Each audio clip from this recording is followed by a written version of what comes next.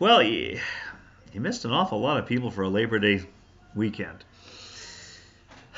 You missed the introduction of Ann Dionisio, our new intern, and that was very exciting. You missed the return of Daniel Rubinoff, who's been away, and it's great to have his music again. I guess you missed my return too. I've been away. So here we are, all back together again, including Janine Profeta. So the team was all in place today. And we paused to consider the presence of God and the light of Christ in the face of the Syrian refugee crisis, in the face of refugee crises all over the world.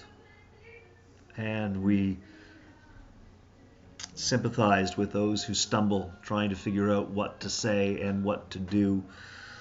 We recognized the complexity, the depth of the difficulty. And we gave thanks for those moments when we have seen light. We asked for the ability to be light ourselves into such darkness. And so we celebrated the light of Christ in anticipation. And we heard from James in his letter, and we heard from Mark's gospel of Jesus healing a man who was deaf and had a speech impediment. But first, healing the child of a woman who came asking for help but did not initially receive it.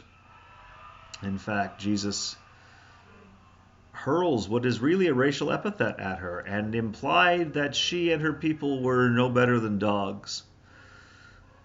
We heard that story and wondered about the humiliation and the pain that this woman felt. Coming to Jesus, looking for hope and healing, and instead finding the door closed, finding that she did not belong. And we wondered about why we would tell such a story about Jesus. How can this possibly be a Jesus story? It does not make Jesus out to be anything that we admire, anything worth following. We recognize that the story is told in two gospels, so why would we tell this story over and over again? Unless, as I suggested and we wondered, unless it's not a story about Jesus at all. It's a story about the woman who stands her ground. When it appears that God has turned God's back, when the world is against her, she stands her ground. Because deep down inside, she knows that she is lovable. She knows that she is of value. She knows that she deserves God's attention. And so she demands it. And that's faith. Faith is easy when everything's going your way. Faith is hard when nothing is going your way.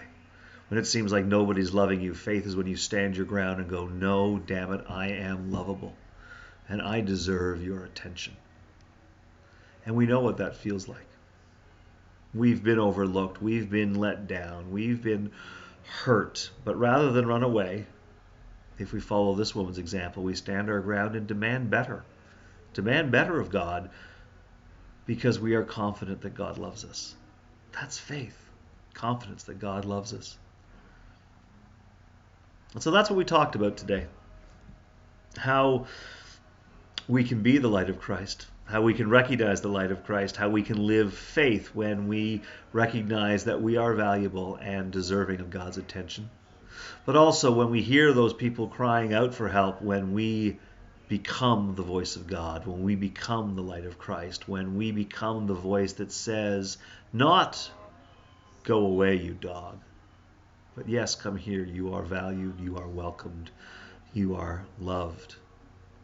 Things to ponder as we work our way through the ups and downs of our own lives, things to ponder as we consider our responsibility, our love when it comes to those who we call refugees, who cry out for help and feel often that the world has forgotten them, that God's back is turned. We can respond to their faith by saying, no, you are welcome here. You are loved. You are valued. That's what went on today. Hopefully we get to see it next week because it would be terrific. Looking forward to it. Until then, God bless.